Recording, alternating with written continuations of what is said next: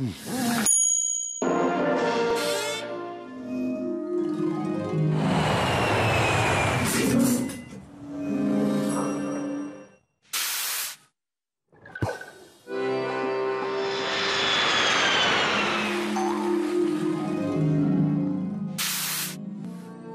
CFE, votre sécurité sociale jusqu'au bout du monde.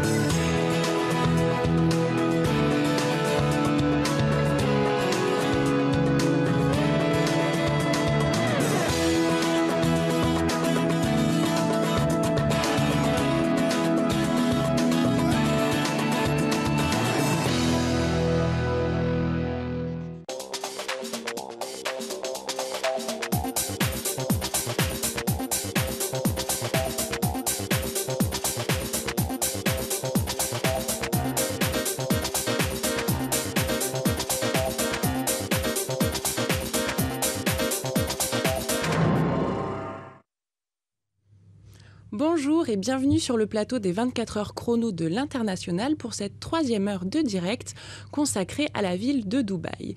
Dubaï est la plus importante ville et le premier port des Émirats Arabes Unis après la capitale fédérale Abu Dhabi. C'est l'une des villes les plus internationales et les plus modernes au monde. Elle a d'ailleurs été sélectionnée pour accueillir l'exposition universelle de 2020. J'ai à mes côtés Sylvie Day. Sylvie Day, vous êtes consultante interculturelle pour Berlitz. Vous accompagnez les expatriés dans leur intégration à Dubaï. Oui, tout à fait, merci.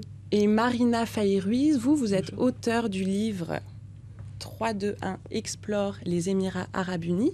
C'est un livre qui est destiné aux enfants d'expatriés pour découvrir un petit peu le pays dans lequel ils viennent vivre. Exactement. D'accord. Et vous vivez depuis plus de 3 ans à Dubaï, je crois. Oui. D'accord. On va tout de suite laisser la parole à monsieur le consul général de France à Dubaï, Éric Girautelme, qui devrait être sur Skype. Monsieur le consul, vous nous entendez ? Je vous entends très bien. Bonjour. Est-ce que vous pouvez nous faire un petit point sur la présence française à Dubaï, les chiffres, l'évolution, les profils ? Oui, avec plaisir. Je vous remercie d'abord de votre invitation à participer à cette intéressante émission et je souhaite la bienvenue aux téléspectateurs. En introduction des échanges qui donc, je comprends, vont avoir lieu toute la journée, je vais vous donner quelques éléments d'information sur la communauté française à Dubaï et dans les Émirats du Nord. Un petit rappel d'abord, si vous le permettez, la Fédération des Émirats Arabes Unis compte 7 Émirats. Le consulat général de France à Dubaï, dont j'ai la charge, a la responsabilité de la communauté française dans 6 Émirats, sauf celle résidente à Abu Dhabi qui relève de notre ambassade. Dans un pays qui est jeune, qui est devenu indépendant il y a à peine plus de 40 ans, la France a su, au fil des années, développer sa présence et engager toute une série de coopérations. C'est naturellement le cas avec l'Émirat de Dubaï, notamment en matière économique et commerciale. Et la communauté française s'est accrue naturellement en même temps que notre coopération et nos échanges avec ce pays. De nombreuses entreprises françaises sont implantées à Dubaï, comme d'ailleurs des entreprises étrangères, où travaillent beaucoup de nos compatriotes. Donc s'agissant des chiffres, puisque c'est votre question également, on compte aujourd'hui près de 13 000 de nos compatriotes officiellement recensés auprès du Consulat général de France. En réalité, et du fait de l'absence d'enregistrement de certains d'entre eux, et je saisis cette occasion pour appeler tous nos compatriotes à bien s'enregistrer au consulat. Donc en réalité, ce sont plutôt 15 000 Français qui résident dans les 6 Émirats dont la très grande majorité, quasiment 90%, à Dubaï. D'accord. Et au total, pour vous donner une image plus générale, ce sont 20 000 ressortissants français qui sont dans l'ensemble du pays, ce qui fait de notre communauté ici la première communauté dans le Golfe et la deuxième de tout le Moyen-Orient après le Liban. D'accord. Merci beaucoup, monsieur le consul. Je suis désolée, on va devoir passer au sujet suivant. Merci beaucoup pour votre intervention. Je vous en prie. Merci. Bonne émission à vous. Merci beaucoup. On va tout de suite écouter Maryse Laurenti, qui est membre élue à l'AFE. Elle donne quelques conseils aux Français qui souhaiteraient s'installer à Dubaï. La première des choses, c'est de bien se renseigner, bien sûr, soit auprès du ministère des Affaires étrangères, soit auprès des associations comme l'Union des Français de l'étranger.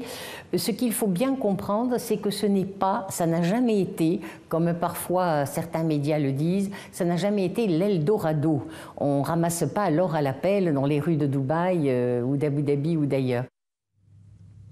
Est-ce que vous êtes d'accord avec ça? Il est vrai qu'il y a beaucoup d'idées reçues sur la ville de Dubaï, sur la vie aux Émirats.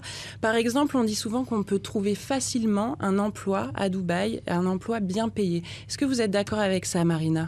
Alors, je suis assez d'accord dans le fait qu'on peut trouver facilement un travail bien payé aussi, parce qu'à Dubaï, on ne paye pas d'impôts.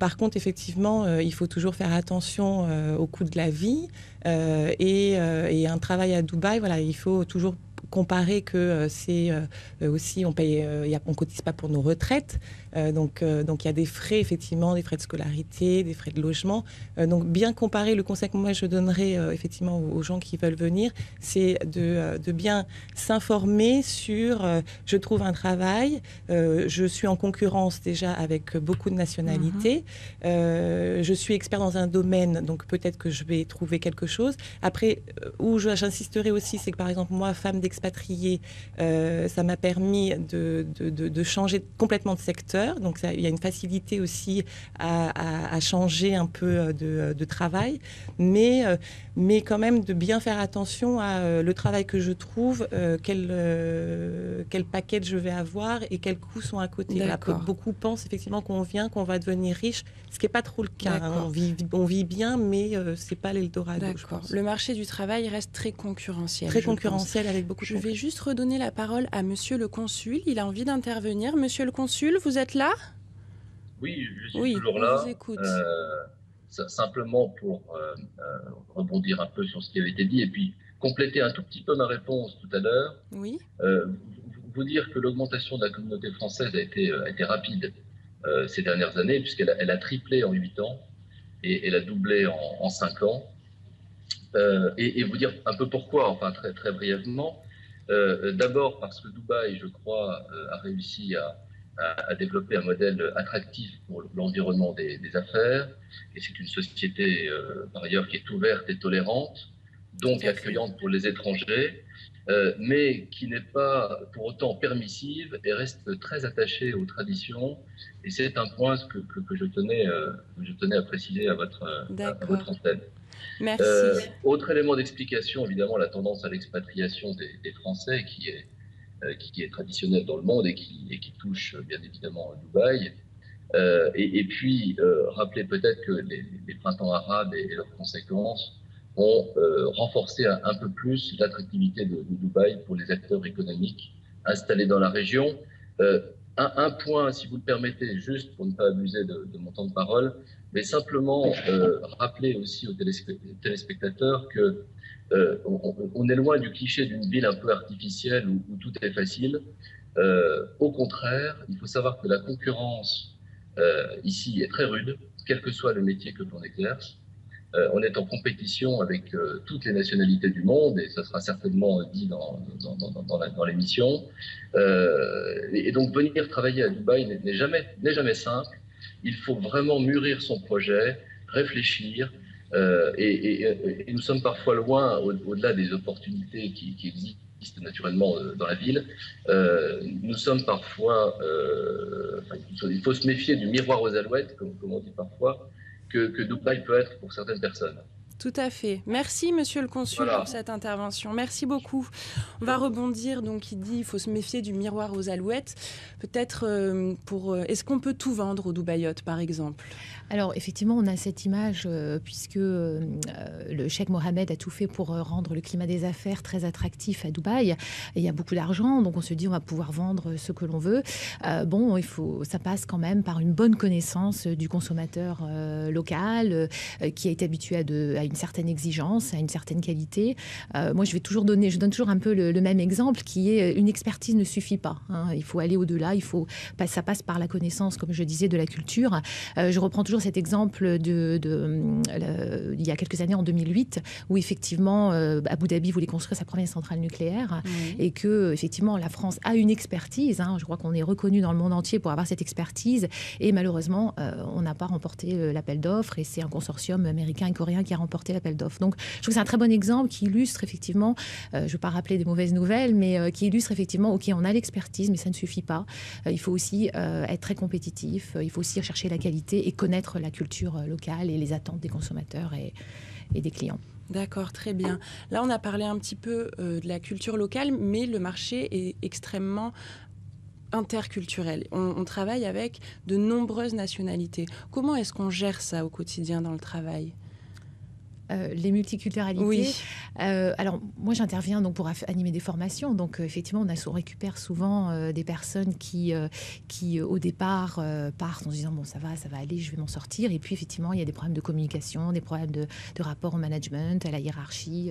Donc, on apprend sur le tas, parfois avec des frustrations. Et puis, parfois, les gens prennent des formations, s'informent sur la culture locale et s'en sortent. D'accord, très bien. On dit aussi que Dubaï est très superficiel. Qu'est-ce que vous en pensez ? Alors, je pense qu'il y a effectivement un côté qui est superficiel, parce que quand on regarde à la télé, on voit beaucoup de choses grandioses, avec des pistes de ski dans les centres commerciaux, le feu d'artifice, la tour la plus haute du monde. Donc, il y a un côté très bling-bling, très luxueux qu'on met en avant. À côté de ça, il y a aussi une vie très simple qui, entre mer et désert, c'est quand même une ville qui est formidable pour ça. Avec des quartiers qui restent des quartiers, on peut trouver des quartiers aussi populaires. Donc ça dépend un peu du mode de vie qu'on souhaite avoir.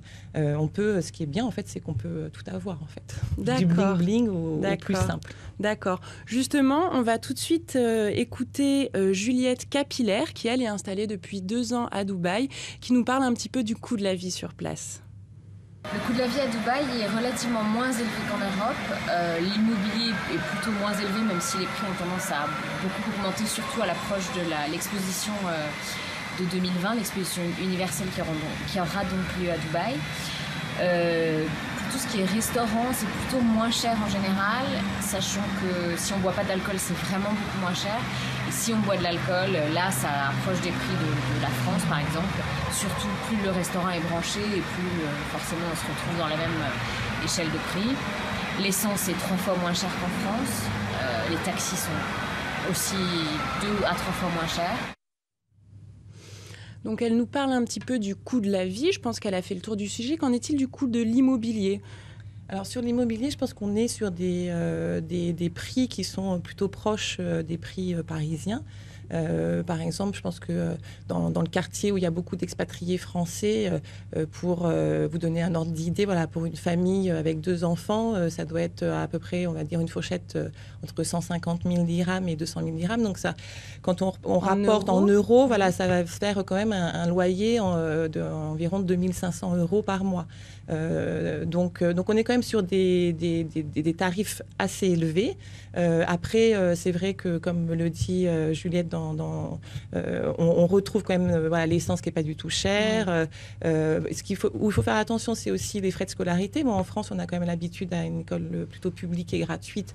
À l'étranger, c'est moins le cas. Donc, si on choisit une école française, ça coûte 20 000 dirhams, donc à peu près 4 000 € par an. Et je crois aussi que pour les loyers, ils demandent 1 an de loyer à l'avance. Donc, il faut préparer. Voilà. Et en fait, le conseil, effectivement, quand on disait tout à l'heure, bien s'informer avant d'arriver à Dubaï, c'est qu'il y a quand même des choses où quand on arrive expatrié, on a quand même besoin pas mal de cash pour déjà se loger, un chèque de loyer annuel, et puis acheter une voiture, parce que sans voiture, c'est un peu difficile de circuler dans Dubaï. Donc il y a quand même pas mal de prévoir les achats et les dépenses sur place. On va rester un petit peu sur le thème du quotidien. Est-ce qu'il y a des règles à savoir, parce que c'est quand même un pays musulman, bien sûr, et donc des règles à savoir et à respecter quand on vit à Dubaï, Sylvie? Tout à fait. Donc c'est un pays qui est régi par la charia, donc qui ne s'applique pas forcément aux expatriés. Ce n'est pas un pays aussi rigoriste que l'Arabie Saoudite, certes, parce qu'il y a beaucoup de préjugés sur Dubaï. À Dubaï, on ne demande pas aux femmes noir et le sheila, donc ça, on peut s'habiller comme on souhaite, sauf que il y a un minimum de respect, donc effectivement, pas trop de grands décolletés, pas trop court, se couvrir les épaules, surtout dans le monde du travail, certainement plus que dans le quotidien. Donc ça, c'est un petit peu la tenue vestimentaire, effectivement. Faire très attention, de toute façon, quand on rentre dans les grands centres commerciaux, il y a un certain nombre de do's and don'ts à effectuer, donc effectivement, ne pas s'embrasser en public, éviter les élans d'affection en public. Et au niveau de l'alcool, la tolérance face à l'alcool, peut-être au volant d'ailleurs. Alors voilà, en tant qu'expatrié non musulman, on peut boire de l'alcool, bien sûr, à condition d'avoir un permis. Donc ça se fait chez soi, ça se fait dans les restaurants, dans les hôtels, etc. Mais effectivement, il n'y a aucune tolérance de conduire et de boire. C'est-à-dire que si on a un accrochage, il n'y a pas forcément des contrôles, mais si on a un accrochage et qu'on a de l'alcool dans le sang, les sanctions sont dramatiques. Ça peut être... après, ça dépend des situations. Ça peut être l'expulsion, ça peut être la prison. Enfin, ça peut être très grave. Donc c'est des choses, c'est des risques plutôt à éviter. C'est des choses à savoir. Et des choses à savoir en amont, absolument. D'accord. On va justement sur les choses à savoir quand on s'installe à Dubaï. On va écouter Sandrine Bionda qui attire notre attention sur un aspect pratique qu'il est important de savoir quand on est marié et qu'on s'installe à Dubaï. Nous attirons spécialement l'attention des expatriés en partance ou déjà installés à Dubaï, mariés sous le régime de la communauté, car en fonction de la date à laquelle ils se sont mariés, leur régime matrimonial peut être appelé à être modifié en régime séparatiste. Nous les invitons donc à se rapprocher de notaires spécialisés à l'international pour éviter que leur régime matrimonial ne soit modifié à leur insu par l'expatriation. Il est d'ailleurs très important de signer un contrat de mariage. Les régimes matrimoniaux de base étant très différents, en France, c'est la communauté réduite aux acquis, et à Dubaï, c'est la séparation de biens. Est-ce que vous étiez au courant, vous, Marina, vous êtes mariée, vous étiez mariée avant d'arriver à Dubaï? Moi, j'étais mariée en arrivant. Par contre, c'est vrai que j'ai des amis qui n'étaient pas mariés. Donc, quand ils sont avant de venir s'installer, ils se sont mariés en France parce qu'il est interdit normalement pour une femme et un homme de vivre sous le même toit quand on n'est pas marié. Donc ça, c'est la première chose. Après, quand on arrive avec des enfants, il faut aussi faire attention. C'est quand même, on est dans un pays musulman, comme on le rappelait. Si, par exemple, mon mari décède, moi, je n'ai plus trop de droits sur mes enfants et sur les comptes bancaires. Donc là, il y a tout à... Il faut bien se renseigner, et éventuellement, de signer un testament pour bien border les choses en cas de pépin. Bien préparer son expatriation quand on part en famille à Dubaï. Oui. D'accord. On fait une courte pause et on va se retrouver tout de suite après pour un sujet sur les différences interculturelles dans le monde des affaires.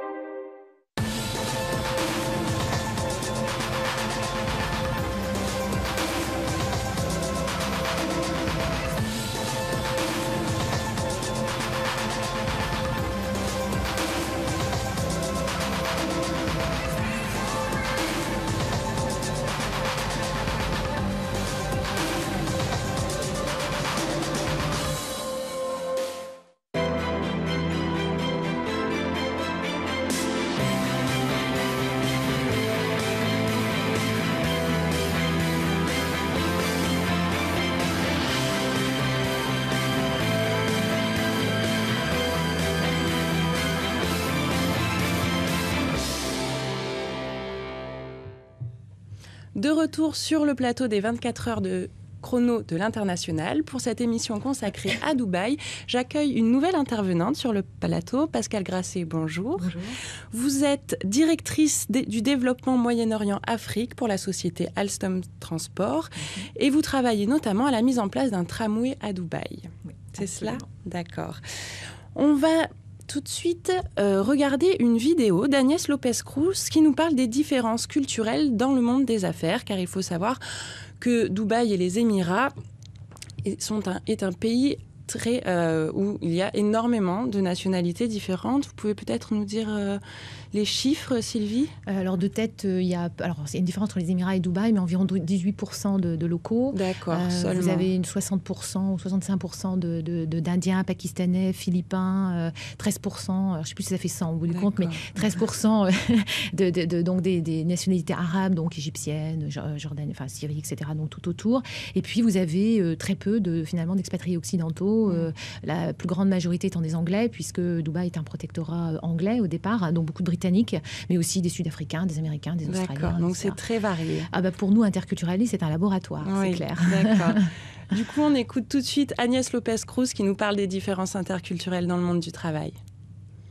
Effectivement, il faut s'attendre à avoir à gérer non seulement des partenaires, des clients, mais également des employés de différentes nationalités quand on arrive sur les Émirats. Il est important de se renseigner sur ces différentes nationalités, sur ces différentes cultures. Certaines formations sont dispensées sur l'interculturalité. Si on prend par exemple les Arabes du Golfe et les Émiriens, nous n'avons pas nécessairement la même notion en termes de temps. Nous sommes sur une notion plutôt monochronique, ils sont sur une notion plus polychronique, c'est-à-dire que le temps n'a pas de limite, que les choses prennent du temps, le fameux Inch'Allah, et qu'il faut de ce fait faire preuve de patience quand on est un employeur et un entrepreneur européen ou français qui vient pour travailler sur les Émirats. Merci Agnès Lopez-Cruz. Elle parle beaucoup du rapport au temps. Pascale Grasset, est-ce que vous avez une anecdote par rapport à ça, vous qui travaillez beaucoup aux Émirats ? Oui, nous sommes en particulier présents pour la construction du tramway Al Soufou à Dubaï. D'accord. Et c'est une aventure qui s'étale sur plusieurs années. Et donc le temps est un paramètre que nous vivons au quotidien, puisqu'on a ferraillé sur cet appel d'offres pendant 3 ans avant la signature du contrat qui a eu lieu en 2008. Et on mettra en service commercial cette année 2014. Donc vous voyez, au travers de toutes ces années-là, évidemment, le paramètre temps compte beaucoup dans un projet qui est quand même très complexe. Il s'agit de construire un tramway le long de Al Soufou Street dans Dubaï. Et c'est vrai que j'aime bien les termes monochroniques et polychroniques pour notre client. Et ça s'applique effectivement pas mal. Nous autres occidentaux, on a le côté rationnel, cartésien. D'abord on fait 1, puis après on fait 2, puis après on fait 3. Et on essaye de respecter le temps. Et le répondant du côté de nos clients est parfois pas à la hauteur de nos attentes.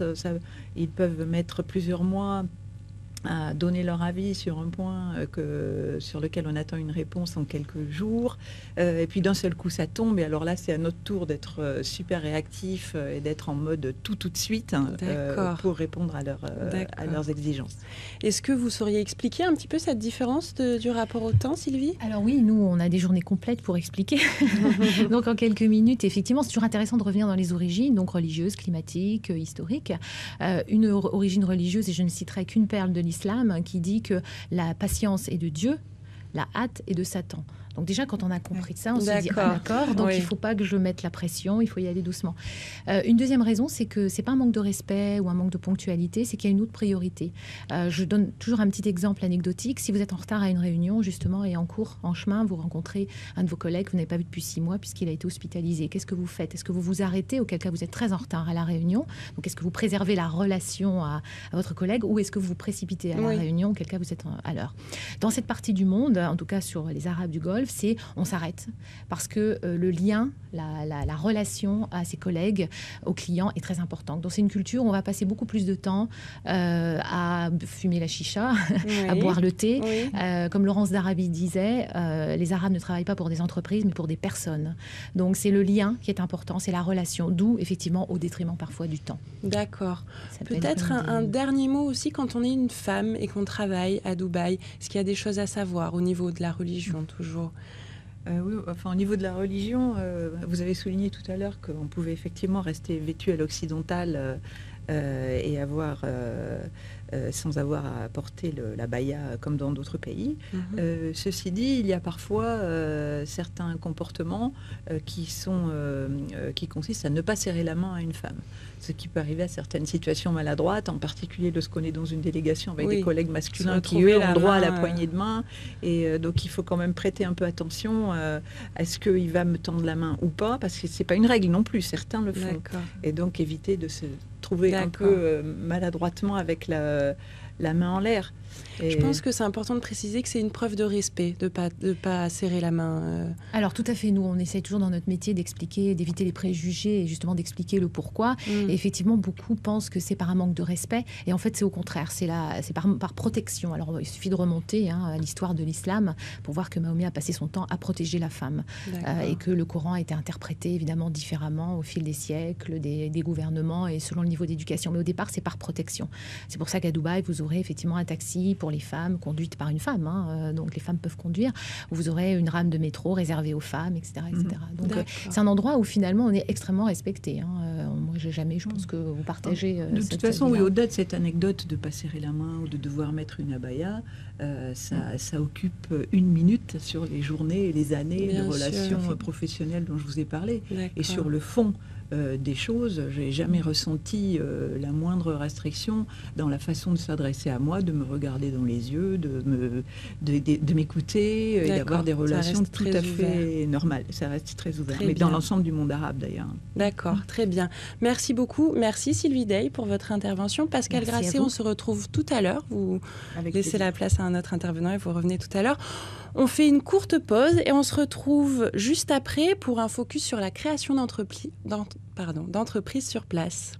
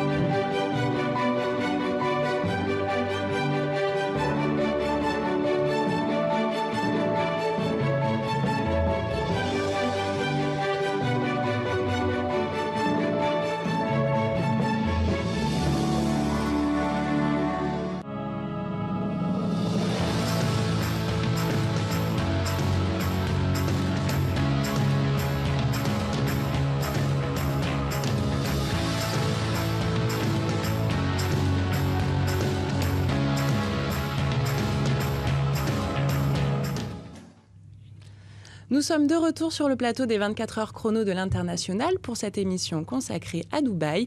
J'accueille de nouveaux intervenants sur le plateau. Céline Farah-Saustier, bonjour. Vous êtes légale consultante pour la société MENA Legal Advisor. C'est un cabinet d'avocats qui aide les clients à implanter leur entreprise à Dubaï, en gros? Tout à fait. On supporte les entreprises pour la création de notre société et tout ce qui est relatif à l'entreprise. D'accord, très bien. Pascal Méniez, vous êtes directeur France et Benelux pour le Department of Tourism and Commerce Marketing de Dubaï. En quelques mots, vous pouvez nous expliquer votre fonction ? Oui, en fait, notre but, c'est d'agir pour renforcer la consolidation économique et la diversification économique de Dubaï. C'est-à-dire, en fait, on est là pour que les Français investissent à Dubaï et qu'ils exportent à Dubaï et qu'ils y aillent en tourisme. D'accord, très bien. On va tout de suite laisser la parole à Marie-Christine de Varinguin, qui, elle est directrice de Arabian Spirit, une société de tourisme à Dubaï, qui nous explique un petit peu comment elle a fait pour créer son entreprise sur place. Bonjour, Marie-Christine de Varanguin. Je dirige une société qui s'appelle Arabian Spirit, qui est une entreprise de tourisme qui est implantée aux Émirats Arabes Unis. Alors, pour implanter une société ici, vous avez deux possibilités. Soit vous avez un partenaire local, un sponsor qui va détenir des parts de votre entreprise et qui est majoritaire, avec tous les risques que ça peut comporter si votre société est florissante, ou bien vous vous implantez dans une zone franche, c'est la formule que j'ai choisie, et là vous avez dans plusieurs Émirats des différentes zones franches qui peuvent être par métier, selon votre entreprise. En quelques jours, vous constituez votre société et le coût est variable. Ça va dépendre du nombre de visas dont vous avez besoin, si vous avez des employés ou pas.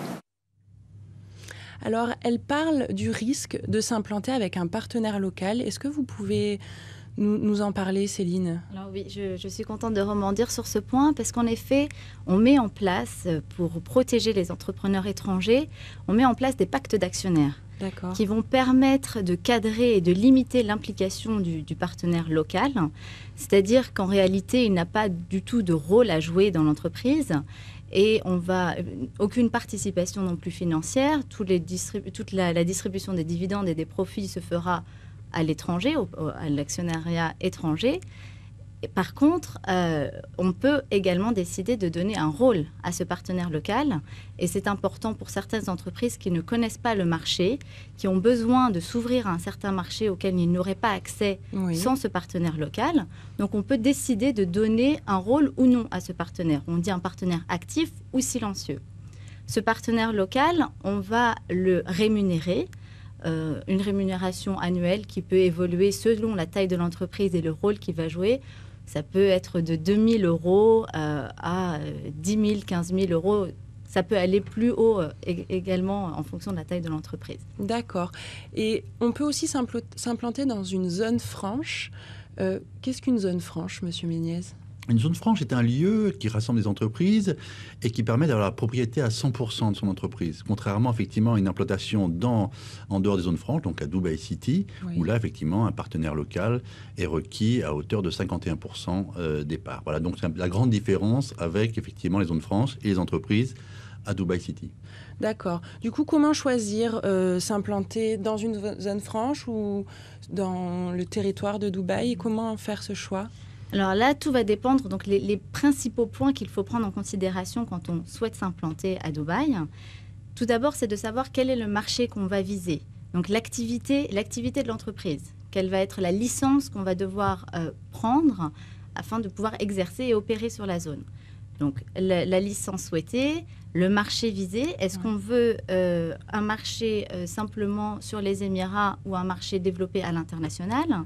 La clientèle visée, est-ce qu'elle peut être limitée à une certaine zone, et notamment donc certaines zones franches, ou est-ce qu'on veut opérer sur la zone de Dubaï même ?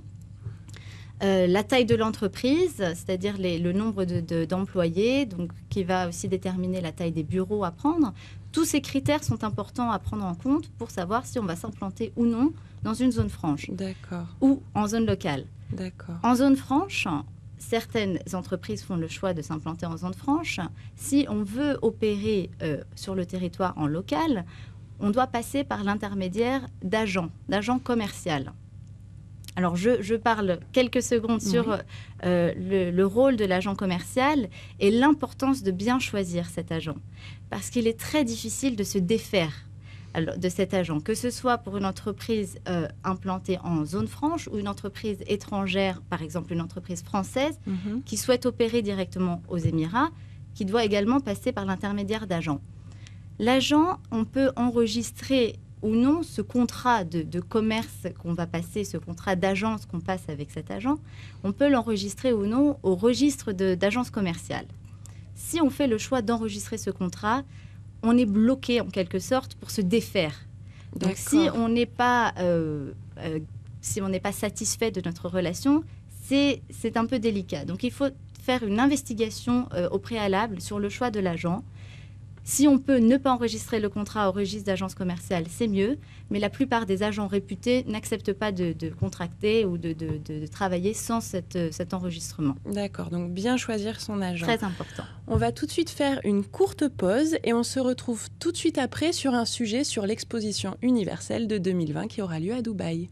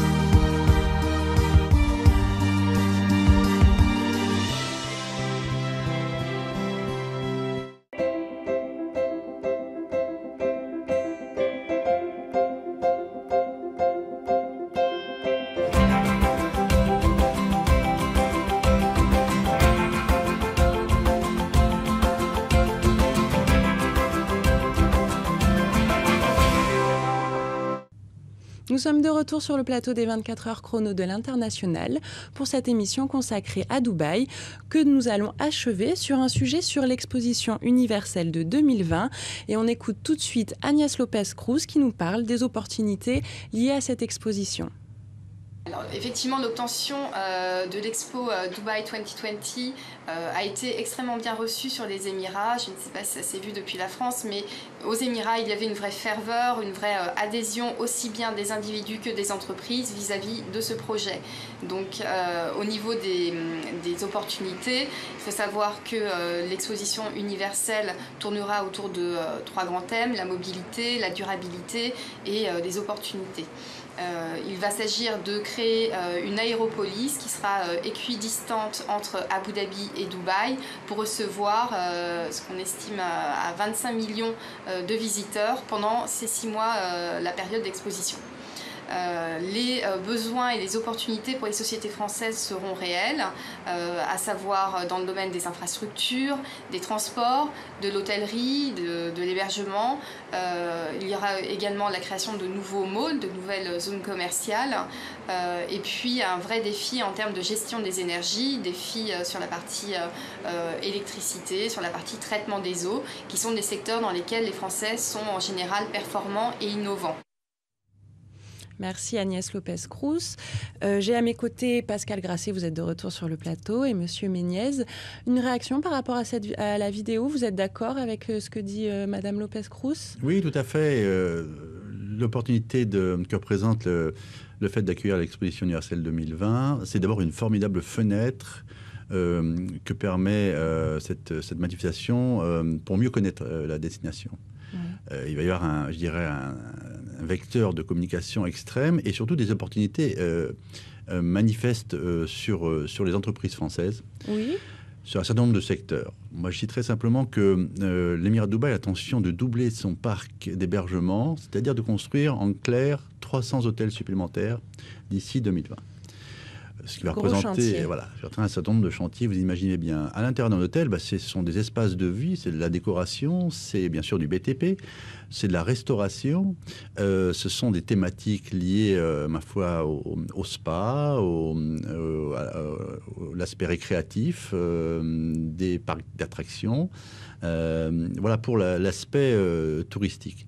D'autre part, les entreprises françaises qui sont performantes dans le secteur de l'art de vivre devraient tirer parti de cette manne de 25 millions de visiteurs, comme l'a dit la personne qui est intervenue lors de la vidéo, sur l'exposition universelle. Donc c'est aussi bien, je dirais, des opportunités pour les PME que pour les grands groupes dans le secteur des infrastructures, dans le secteur de l'hébergement, dans le secteur du tourisme, dans le secteur de l'art de vivre et dans le secteur des transports. D'accord. Dans le secteur des transports, justement, Madame Grasset, vous êtes bien placée pour en parler. Oui, et puis je rebondis sur les thèmes qui ont été retenus pour l'exposition, mobilité, durabilité, qui sont des thèmes dans lesquels nous nous inscrivons tout naturellement, puisqu'en termes de transport public, il n'y a pas plus durable que le rail. Donc notre projet de tramway Al-Soufou, qui donc va être mis en service cette année, a été décidé indépendamment évidemment de cette exposition universelle, mais les raisons du choix de cette solution-là était très high-tech. Et donc, ça va sans doute se poursuivre dans la perspective de cette exposition de 2020, où on peut espérer que le projet qu'on est en train de construire sera étendu vers l'Est. Il y a un projet que le tramway puisse aller plus loin et desservir encore plus de sites dans la ville de Dubaï.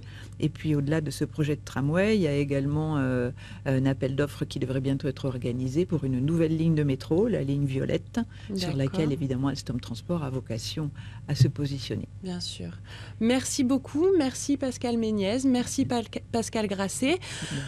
On achève cette émission et on se retrouve tout à l'heure pour une émission consacrée à Ankara, en Turquie. Merci.